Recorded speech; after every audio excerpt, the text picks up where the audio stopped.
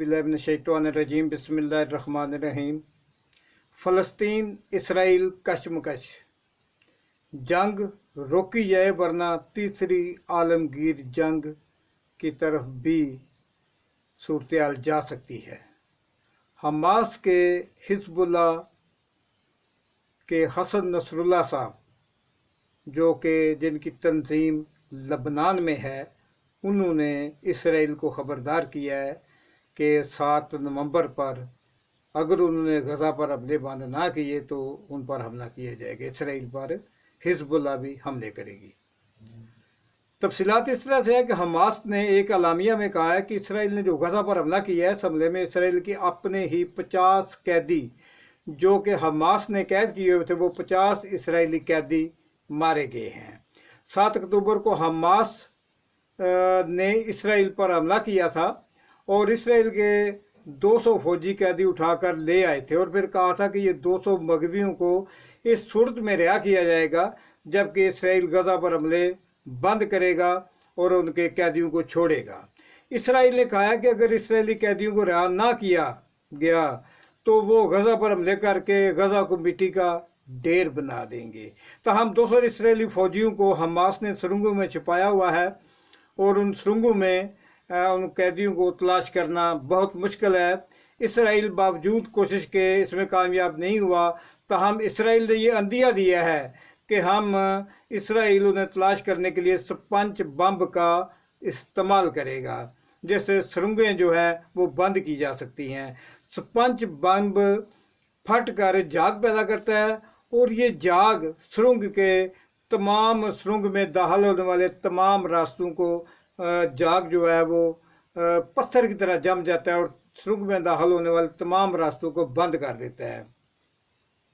इस तरह सुरंगों को तमाम अतराफ से बंद किया जा सकता है।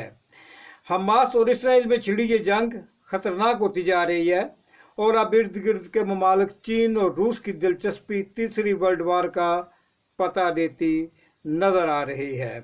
इस जंग में सऊदी अरब, UAE, कतर, अमान, कुवैत, मिस्र और इस तरह लबनान वगैरह की दिलचस्पी बढ़ती जा रही है। इसके अलावा चीन और रूस ने भी इसके ऊपर कुछ सख्त बयान दिए हैं, जिसकी बुनियाद पर यह कहा जा सकता है कि ये जंग ख़तरनाक सूरत भी इख्तियार कर सकती है। हमास के हमलों ने जिस तरह इसराइल को नाखून चने चबवाए हैं और इसी तरह हिज़्बुल्लाह भी इसराइल के ख़िलाफ़ भरपूर जंग की तैयारी और प्लान कर रही है।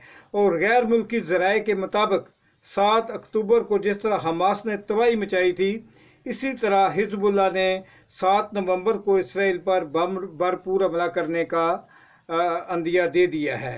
हिज़्बुल्लाह चीफ हसन नसरुल्लाह ने दावा किया है कि इसराइल के पास हमास और हिज़्बुल्लाह की मुश्तरका ताकत के ख़िलाफ़ कार्रवाई की जुर्रत नहीं है।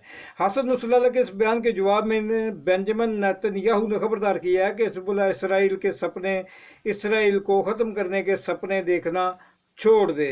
अगर हिज़्बुल्लाह ने ऐसी जुर्रत की तो उसे मिटा दिया जाएगा।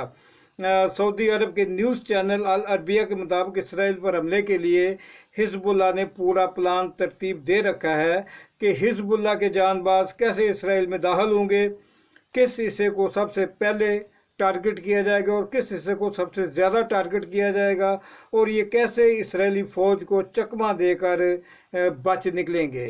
गोया कि 7 नवंबर को कैसे इसराइल पर हमलावर होना है, इसका प्लान हिज़्बुल्लाह ने बना लिया है, जिससे इसराइली वज़ीर-ए-आज़म बेंजामिन नेतन्याहू बहुत परेशान भी हैं। लेकिन अब ये सूरत भी नज़र आ रही है कि अगर हिज़्बुल्लाह जो है वो इसराइल के ख़िलाफ़ एक्टिव होती है तो इस चीज़ का भी इम्कान है कि इसराइल जो है वो लबनान पर हमला कर दे। तो इस तरह से हालात कुछ ठीक होते नज़र नहीं। लिहाजा दुनिया को चाहिए कि वो सीज़ फायर करे दोनों मुल्कों के दरमियान और इन दोनों मुल्कों का किस्मत का फ़ैसला अब वक्त आ गया है कि कर देना चाहिए। आज़ाद फ़लस्तीन और आज़ाद इसराइल 2 रियासतें अगर बन जाएं तो फिर इस कन्फ्लिक्ट का हमेशा के लिए ख़ात्मा हो सकता है। अब तक की यही सूरत हाल थी।